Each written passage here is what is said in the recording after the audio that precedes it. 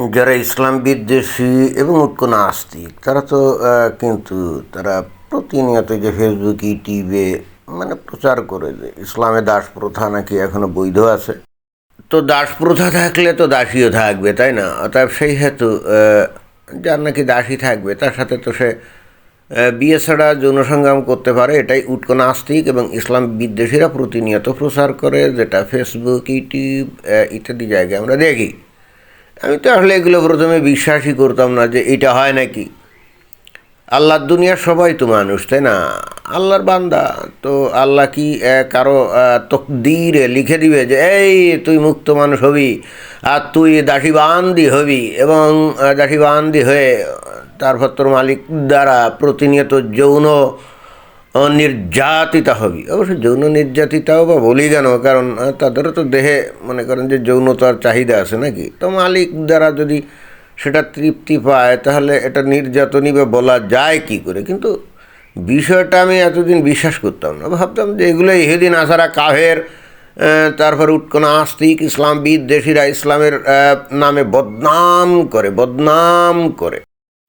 অথচ আমি ভাবতাম যে আল্লাহর দুনিয়ায় সব মানুষ সমান। আল্লাহ তো সবাইকে সমানভাবে সৃষ্টি করেছে, কেউ দাসী হবে, কেউ দাস হবে, আবার কেউ মুক্ত মানুষ হবে। এটা তো আল্লাহর তরফ থেকে ন্যায় বিচার হয় না। যদি আল্লাহ এই ধরনের বিধান জারি রাখে আর কি, বা এই ধরনের বিধান যদি নবীর মাধ্যমে মানুষের কাছে পাঠিয়ে দেয়, তাহলে এখানে আল্লাহর ন্যায়পরায়ণতা বা আল্লাহ যে চূড়ান্ত পরম ন্যায় বিচারক, এটাও তো প্রমাণিত হয় না।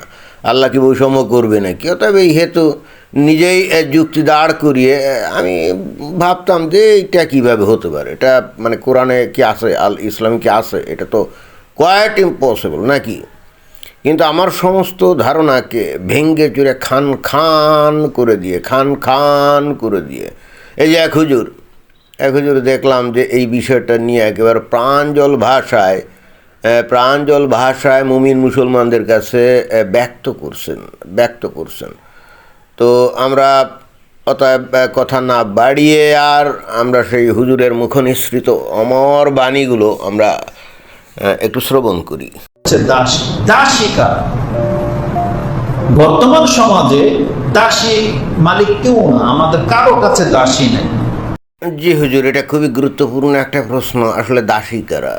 আর আমাদের কাছে অবশ্য দাসী নাই, সেটা ঠিকই আছে, কিন্তু দাসী পাওয়ার কোনো রাস্তা বৈধ রাস্তা কি আছে? দাসী থাকলে খারাপ হয় না। সমাজে লুচ্ছা বদমাইশের তো অভাব নাই। ঘরে বউ রেখে ওই যে অন্য জায়গায় গিয়ে বেড়া ভেঙে ঢোকে নাকি। তারপর কত ঘটনা। অনেকে আবার রিসোর্টে গিয়ে ধরাও তো খায় নাকি। তো এরপরে বেইজ্জতি হয়। তো দাসী টাসি থাকলে তাহলে তো অন্তত এই বেইজ্জতির হাত থেকে বাঁচত। তো এখন হুজুর বলেন যে এই দাসী কারা এবং এই দাসীদেরকে কিভাবে পাওয়া যেতে পারে? কোনো রাস্তা আছে কিনা? থাকলে ট্রাই করা যেত নাকি? আমরা নিজেরাই নিজেদের তকদিরের মধ্যে আঘাত করেছি।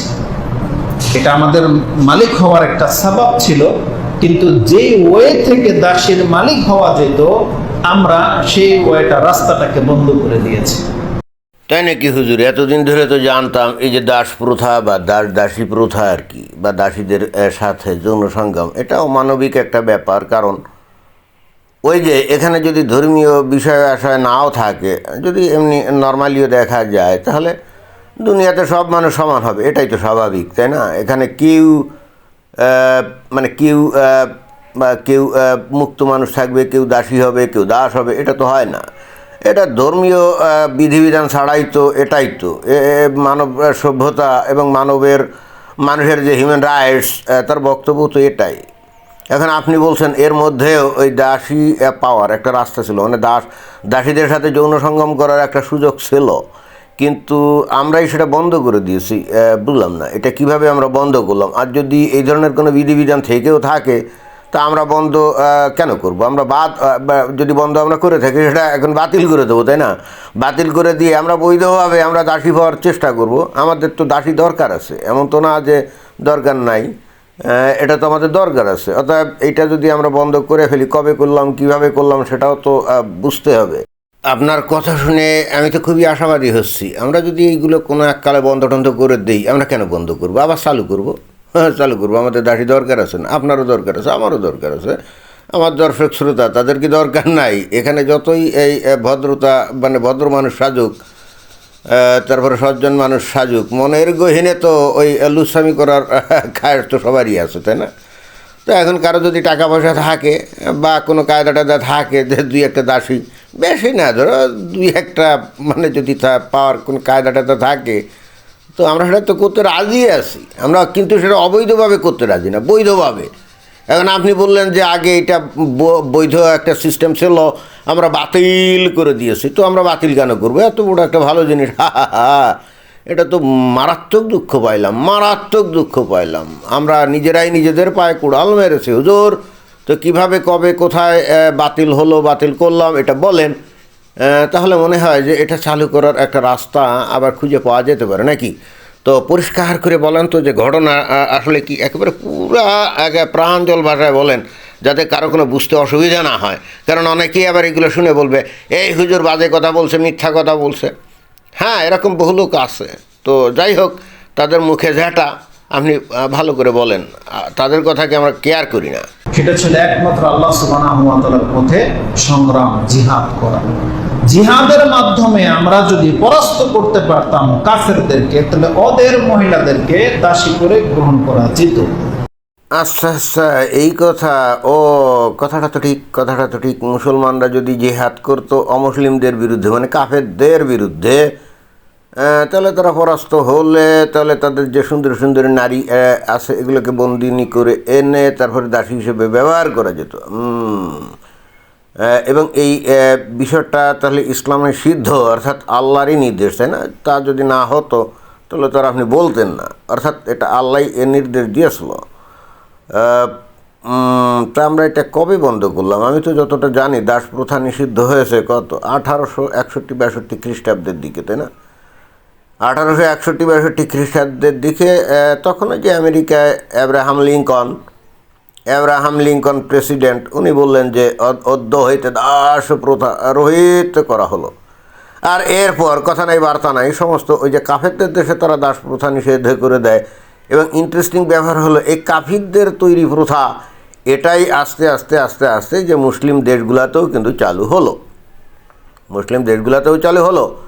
তো এইটা তো হলো না, এটা তো হলো না। আল্লাহরই যদি এটা বিধান থাকে তাহলে মুসলিম দেশগুলা এটা ওই যে ইহুদি নাসারা কাফেরদের দ্বারা অনুপ্রাণিত হয়ে অথবা তাদের দ্বারা নির্দেশিত হয়ে কেন এটা মুসলিমরা বাতিল করলো?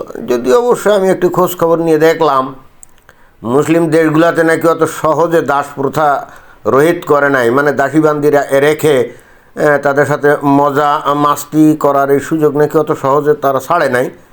এরও প্রায়, অর্থাৎ আমেরিকায় দাস প্রথা রহিত হওয়ার 100 বছর পরেও এই সৌদি আরবে নাকি দাস প্রথা ছিল, এবং সৌদি আরব থেকে দাস প্রথার রহিত করা হয়েছে আইন করে 1960 সালে।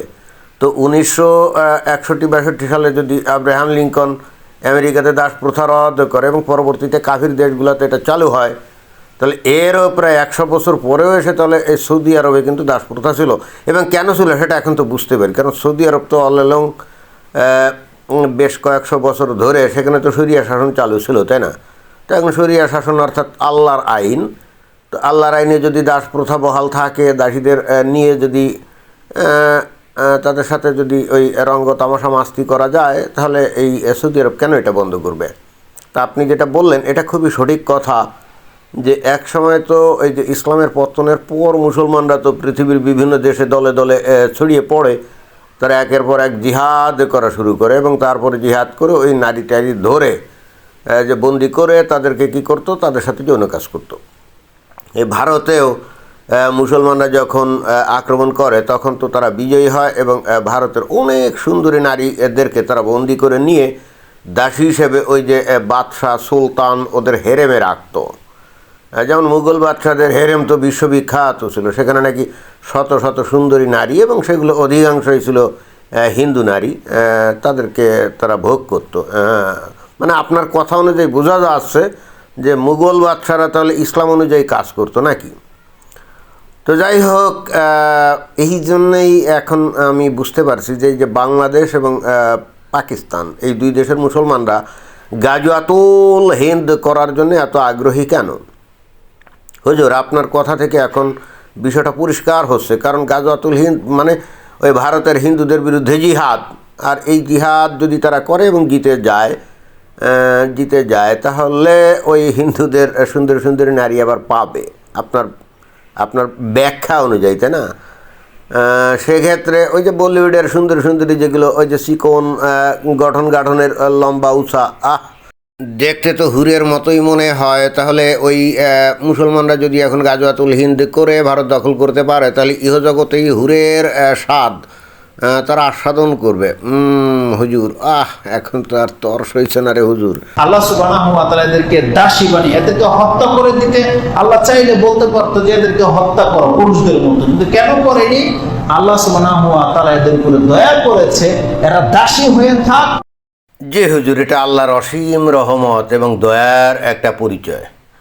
তাহলে তোরা দাসী হয়ে থাকবে, ওরাও মজা পাবে, মালিকও মজা পাবে, তাই না? আবার খাওয়া দাওয়া ভরণ পোষণও পাবে।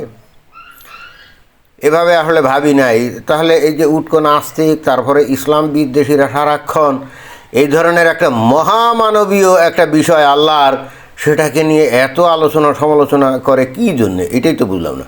কিন্তু হুজুর এখানে একটা বিকল্প সম্ভাবনাও তো আছে। আপনারা জিহাদ করলে যে আপনারা বারবার ওই 1400 বছর আগে বা 1200-1300 বছর আগে যেমন জিতে যেতেন, মানে মুসলমানরা জিতে যেত, এখন অমুসলমান মানে কাফেররা যদি তারা জিতে যায় তখন কি হবে? বা তারা যদি দেখে যে এই আপনার ধর্মের মধ্যে এই ধরনের বিষয় আসা আছে, তো এইটা দেখার পর জানার পর তারা খেপে গেল এবং তারা মনে করবে যে কিরে মুসলমানদের মনের মধ্যে তাহলে এই সমস্ত চিন্তাভাবনা আছে, তো তারা যদি এখন ওই আগ বাড়িয়ে আপনাদের উপরে আক্রমণ করে তারা জিতে যায় এবং জিতে যাবে, কারণ বর্তমানে মানে কাফেরদের শক্তি তো বেশি, তাই না? তো তখন কি তারা আপনাদের নারীদেরকে ধরে এরকম গনিমতের মাল বানিয়ে ভোগ করতে পারবে কিনা দাসীর মতো? আমার মনে হয় যে এটা একটু খোলাসা করা উচিত ছিল নাকি? তো যাই হোক, এটাই ছিল বক্তব্য। ধন্যবাদ।